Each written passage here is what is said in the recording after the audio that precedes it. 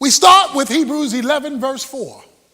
The first personality given to us, because he's the first man who had to live fully by faith, because he's the first man born in sin. You see, Hebrews 11, verse 4 says these words. By faith, Abel offered to God a better sacrifice than Cain, through which he obtained the testimony that he was righteous. God testifying about his gifts, and through faith, though he is dead, he still speaks. We now want to talk about the faith of Abel. And Abel is going to teach us today what it means to worship by faith. What it means to worship by faith. Now, each of these stories comes from the Old Testament. So to fully understand what the author of Hebrews is saying in the New Testament, you need to go back to the Old Testament story. The Old Testament story of Cain and Abel is found in Genesis chapter 4, the first book of the Bible. Abel is the first man of faith because, unlike his mother and father, Adam and Eve, he didn't get to live in a perfect environment and see God face to face, because initially sin had not entered the world. But when Adam and Eve sinned, they were removed from the presence of God. When they were removed from the presence of God, God slew an animal to cover them, emblematic and symbolic of the removal of sin by blood. God slew an animal and covered Adam and Eve. Remember, they tried to cover themselves with fig leaves. They went out and used God's creation to cover themselves. God slew an animal to provide a covering. Stay with me. God rejected their ability to cover themselves, and God created a way for him to cover them. The Bible says in chapter 4, verse 1, that Adam knew Eve, and she gave birth to the first son, and his name was Cain.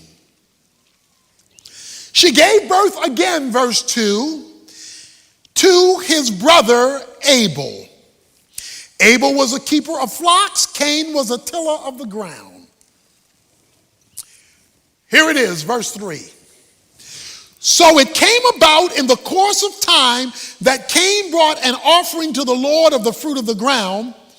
Abel, on his part, brought the firstlings of the flock and their fat portions, and the Lord had regard for Abel and his offering, but for Cain and his offering he had no regard. These two boys were raised in a God-fearing home.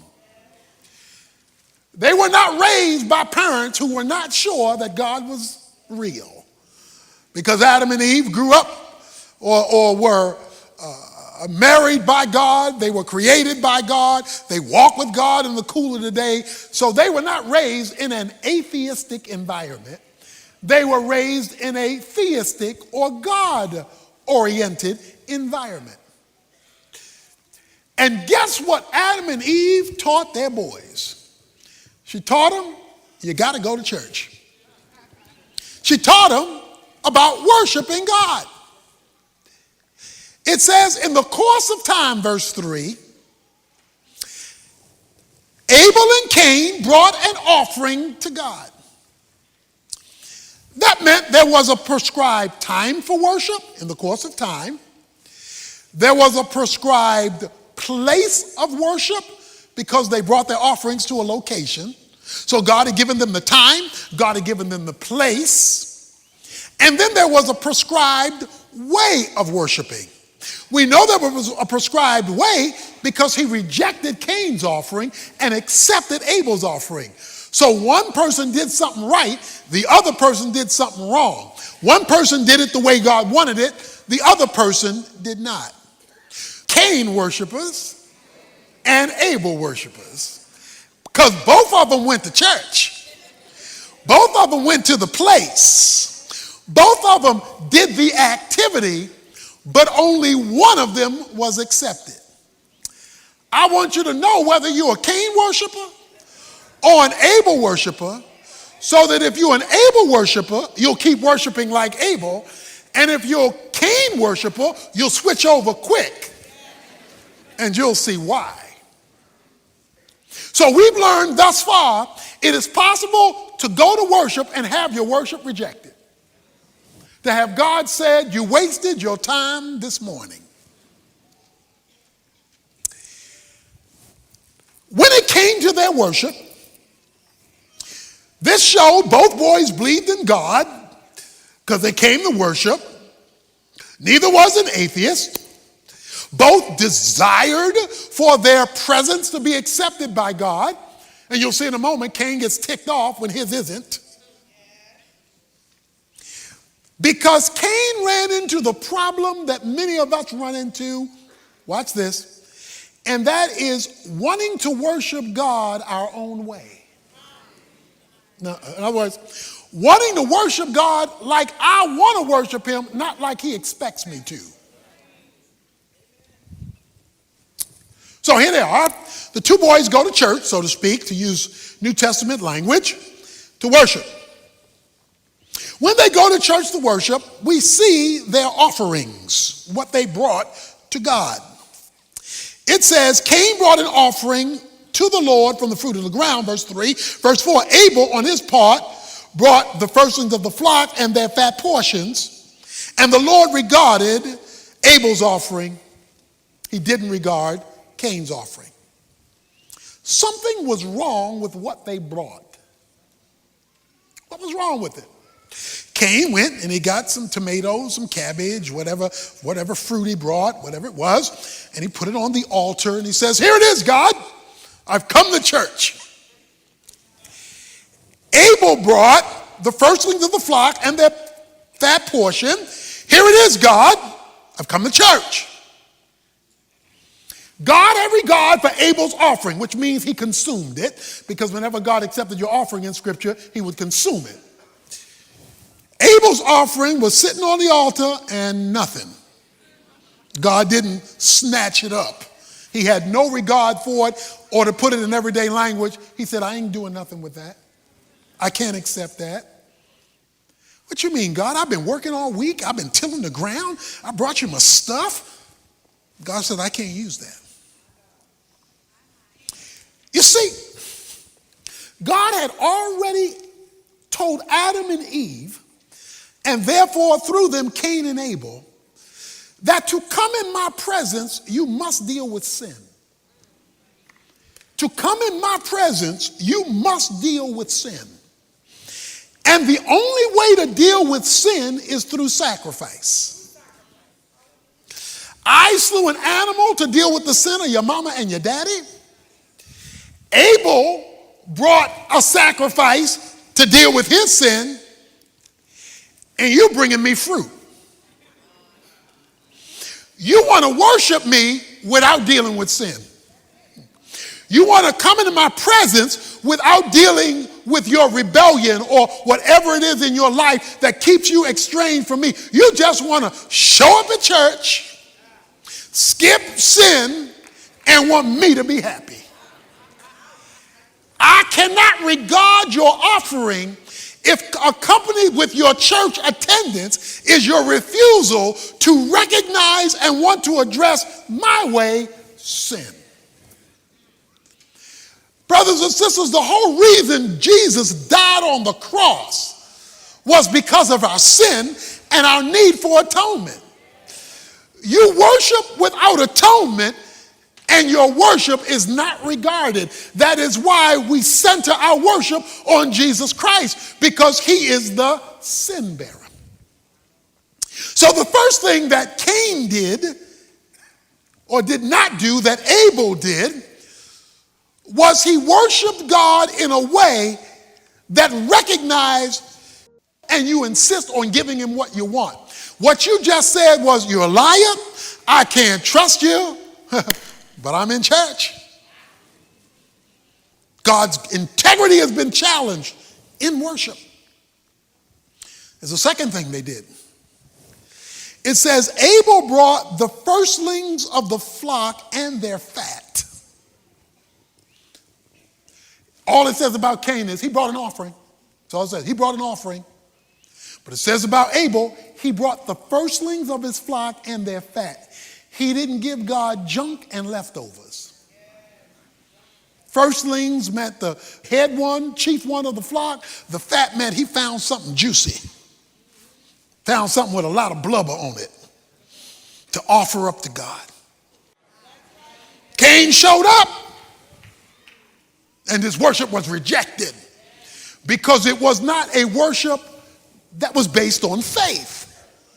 By faith, Abel offered his sacrifice. Cain had all the looks of reality, but he was actually a facade of religion. The offering of Cain lies there. And God says, unacceptable. Something happened. Watch this now. Watch this. This is deep. This is deep. Verse 5. But for Cain and for his offering, why? Because your offering is never detached from you.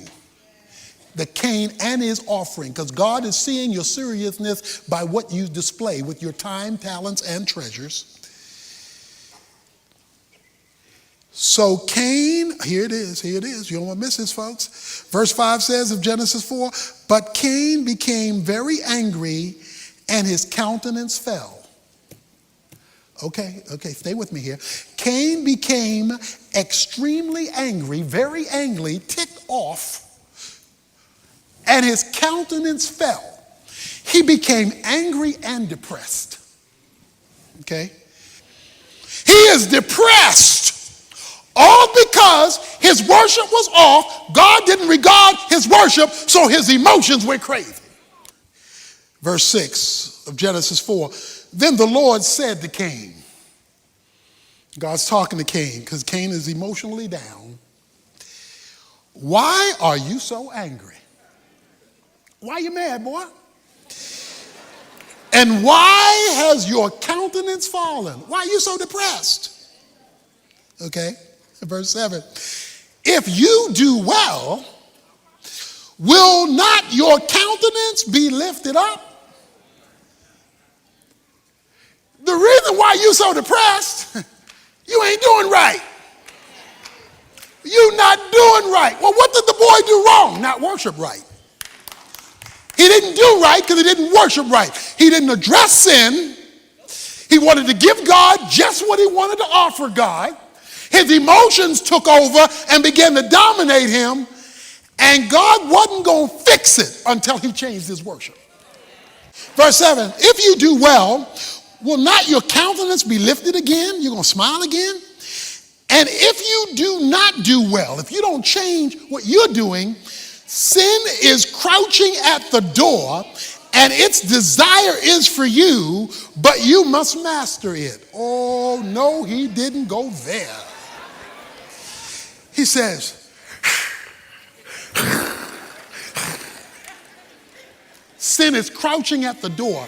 That means that's a picture of an animal that's getting real low, ready to. Okay, walk with me now. Your worship not right, Cain. Your not right worship has affected your emotional stability. So now you're mad all the time, and now you're depressed because your countenance is falling. And we got an animal at the door ready to pounce on you. The animal at the door is called sin. He calls sin like an animal crouching. He gives it a personality. He says, this thing called sin is crouching at the door. But wait a minute. I thought you already sinned when you worship. Well, yeah, you did. You sinned against me when you worshiped because you gave me junk worship. But I'm talking about a person called sin because it can crouch, it can leap, okay? A personality called sin. In other words, something's getting ready to eat you up. Sin is crouching at the door. This lion, tiger, is getting ready to pounce on you, and he gonna eat you up. Okay, let's go back. Let's start again. Your messed up worship. May God say, I can't do nothing with that, which causes you to be angry and depressed. When you get angry and depressed, sin has got an open door that it didn't have before to now dominate you, jump on you, and eat you up. It all showed up because your worship was wrong, your emotions got wrong, so your spirit got wrong, and now you're under the control of sin. It's dominating you, controlling you, all because your worship was off. It all started because you got detached from a God who couldn't use the junk you were throwing his way. And God says, I'm not going to change it until you change. Change what? I don't have the power to change. No, change your worship. In Hebrews chapter 11, verse 4, that though dead, he speaks. Abel speaks, though dead. Cain is ticked off in Genesis chapter 4. And he finds his brother and kills him in verse 8. Well, wait a minute, watch that now. Even though dead, Abel speaks. So if Abel's dead and he talking, he's still alive. Okay? So he died, but he's still living because he's talking. So Abel is now talking. What does Abel have to say? Abel said, God says to Cain, where's your brother, verse 9? His brother said, I don't know where my brother is. I'm not my brother's keeper. God says to Cain in verse 10, the voice of your brother's blood is crying to me from the ground. Me and your brother having a talk. You're not going to tell me where he is, but we've already had a conversation about his location. He is having a conversation with God. Now watch this. Cain's life from that point on would become a lifetime of misery. He says, you're going to wander the earth, and I'm not going to let nobody kill you. I'm going to let you live the rest of your life miserable. Folk who are going to want to kill you, I'm going to block them from killing you because I want to let you live in a living hell. Anybody in here living in a living hell all because your worship was off? You're not going to die. You're going to live. And you're going to wonder. And he says, this is too much for me. But in the book of Hebrews, it says, though dead, Hebrews 11 verse 4, watch this, Abel still speaks. But that's in the New Testament. That's you and me. So what is he trying to tell you and me? Because he's still talking. The next to the last book of the New Testament is the book of Jude. Jude only has one chapter. And the one chapter in Jude, around verse 11, talks about the way of Cain. Talks about the way of Cain. Abel still speaks, Hebrews 11:4. Jude, the way of Cain. Cain created a chain reaction. His chain reaction is false religion. False religion is coming to God like you please, not like he requires. False religion. People who don't go to heaven are going to heaven, many of them, while coming to church. Now, I hope that's nobody in here, but you could be coming to church but not going to heaven. That's because you're using your own way to get there. God has prescribed that there is no other way to salvation other than through Jesus Christ. You trying to work your way to heaven and trying to make heaven your home. Well, you're going to be duly surprised when your worship was rejected, because no man is saved by their works. They're only saved by the finished work of Jesus Christ on the cross. You come to God through Christ, not through being a better, nicer person. So if you go the way of Cain, you're going to wind up wandering forever. That is the biblical definition of hell. But Abel still speaks. And what is he saying to you and me today? Very simple. Abel is saying to me and to you and to us today, you come to God by revelation, not by human reason. Let me say it again. His message is the only way God will accept you coming to him is by what he reveals, not what you think, not how you were raised, not what your mama said, not what your daddy said, not what your friend said, not what the media says. Unless what they said is what he says, you ought to make your decisions by revelation, not by what you can conjure up or I can conjure up in my puny finite mind. Because the only thing I conjure up in my mind is what my mind can partake of. Human reason. But what faith is, are things that are not seen, are things that are beyond me. But because God has integrity, I move on what he says, not on what I feel, not on what I think, not on what I heard, not on what my reason tells me, unless it is consistent with what he's revealed. That's the message of Abel. And it starts with your worship. Are you giving God the time, the talent, and yes, the treasure that he's asked for? And are you giving it to him first? Or are you throwing in some Fruit Loops? You're throwing him what's left over. By the way, let me tell you something about Fruit Loops. Fruit Loops are a bunch of different colors, but they all taste the same. No matter what the color is, the Fruit Loops all taste the same because they made up of the same stuff. I don't care what you're throwing God's way and what color it is. If it's not what he requires, it all tastes the same. It is unacceptable to God. But let's close by reversing it. You give him the worship he requires. Your emotions stay intact. Sin has to stay behind the door because it doesn't have emotions to piggyback on. And you won't wind up worse than you started because God will have regarded you. And by the way, Abel needed